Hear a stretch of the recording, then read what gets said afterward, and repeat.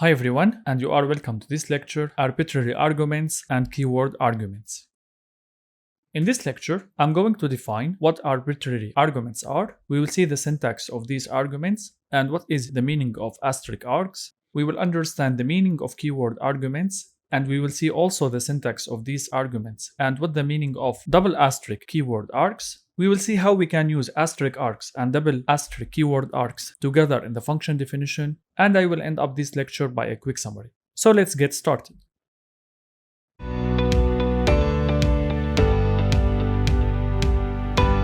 First of all, let's start talking about arbitrary arguments. Sometimes we don't know how many arguments will be passed into a function. Or in other words, we can say that the function could accept a different or a variable number of arguments. So the function can work regardless how many arguments you want to pass. Example about this case when we use the built-in functions like min and max. So for example, I can use min function to calculate the minimum between 3 numbers, 8 numbers, 5 numbers, or any number of numbers. In this use case, you have to use arbitrary arguments in order to make your function accept a variable number of arguments.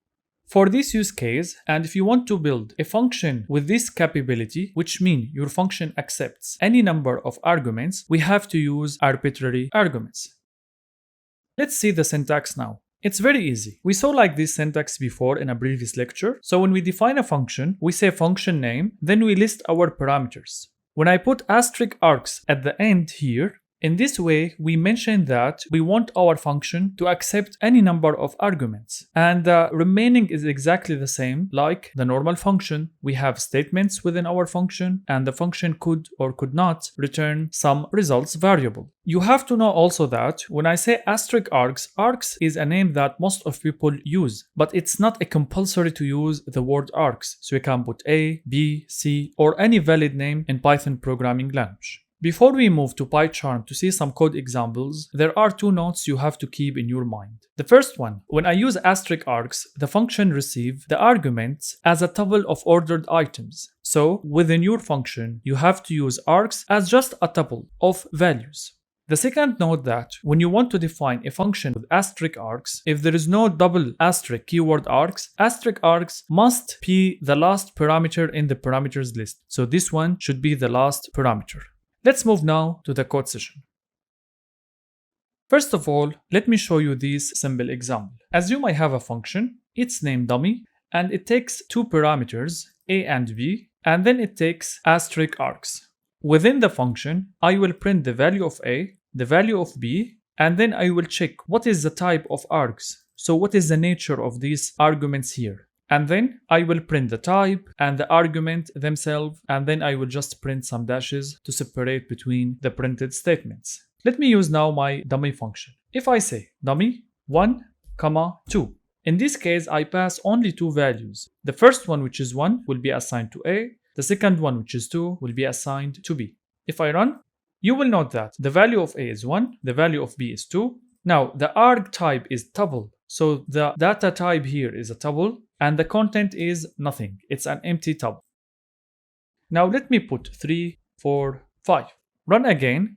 Now you will note that 1 has been assigned to A, 2 has been assigned to B, but now everything from 3 to 5 has been assigned to the tuple args, and you see here.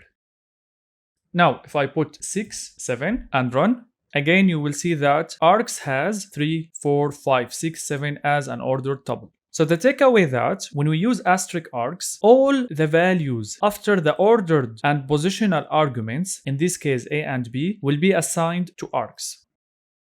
Now let's see another example. Assume I want to build a function that calculates the minimum of number of numbers. So I will say diff, its name minimum, and I will say it's asterisk args.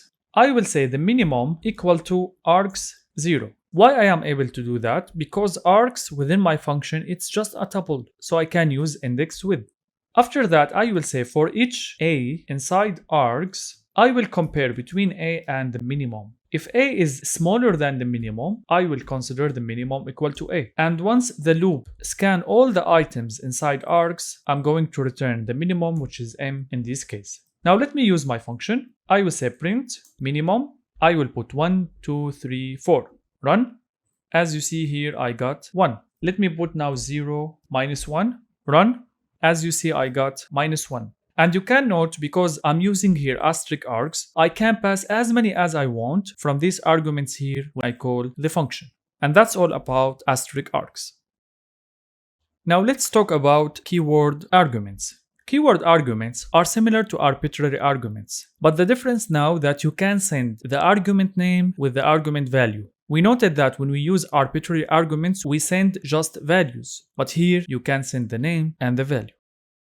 Let's see the syntax now. If you want to use double asterisk keyword args, I will define my function as any normal function, but I have to put double asterisk keyword args here as the last parameter in the parameters list. And the remaining are exactly the same. You have to put statements, return if you want your function returns some data. You have to know that when you use double asterisk keyword args within your function, keyword args will be received as a dictionary of unordered items, because we know that a dictionary is an ordered collection. Also, you have to know that if you want to use double asterisk keyword args, it must be the last parameter in the parameters list. Now let's move to PyCharm IDE to see some simple example. The first example that I want to show you is the following. Again, I will assume I have a dummy function. It takes two positional arguments, which are a and b, and then it takes double asterisk keyword args. I will print a, b, I will print the type of keyword args and the actual values of keyword args. Now let me use dummy function. First of all, I will say dummy 1, 2, and I will run. As you see here, A1 has been assigned to A, 2 has been assigned to B, and nothing has been assigned to the keyword args, but we can note that the type is a dictionary and the value is an empty dictionary. Now let me pass some keyword arguments. Let me say name equal to Samir, age equal to 40, for example, and I will run. As you see here, 1 has been assigned to A, 2 has been assigned to B, and now this variable, which is keyword args, it's a dictionary and it has all the keyword arguments that I have passed after the positional arguments. And from this we can understand that using keyword args, you can pass as many as you want from these keyword arguments and you can use them inside your function. Let's see now another example about double asterisk keyword args. I will show you the following function. It's named fruit colors. It take only keyword arguments, and because it's a dictionary, I will say for fc in keyword args.items, and we know that items is a function that can be used with dictionary, which will give me a list of tuples, and each tuple is one item of the dictionary, represent the key and the value. I will say color. The color of if is C. So I am going to pass the fruit name and the color of this fruit, and then I will say print this statement. Let's use this function now. So I will say fruit colors. I will say banana equal to yellow and run. So the color of banana is yellow. Now let's put another argument. I will say, for example, tomato equal to red and run. So two statements have been printed because I put here two arguments. And don't forget, you can pass as many as you want from these keyword arguments. The last idea that I want to talk about is about the question that could rise in your mind right now. What if I want to use together asterisk args and double asterisk keyword args? In this case, you have to put asterisk args first and you have to put double asterisk keyword args second.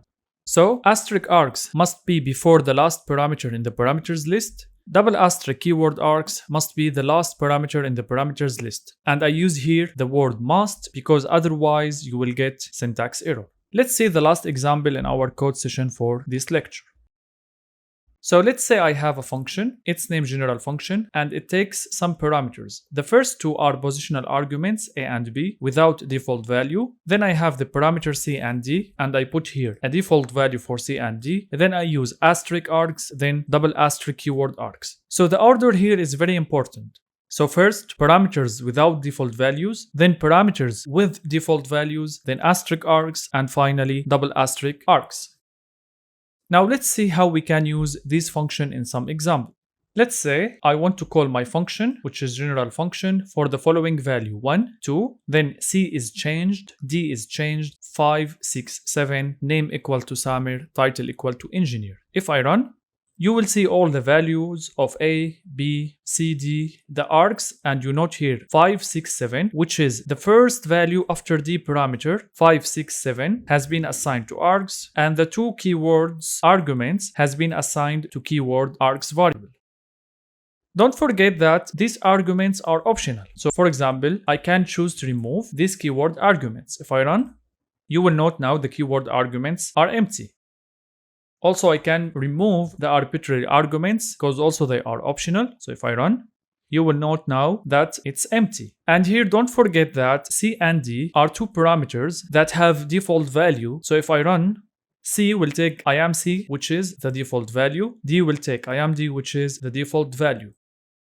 But if I remove 1 and 2 and run, I will get an error. Why error? Because here we have two parameters without any default value and they are not optional. In this case, the function don't know what to do with these parameters, so an exception will be raised as you see in this example. And that's all for this code session.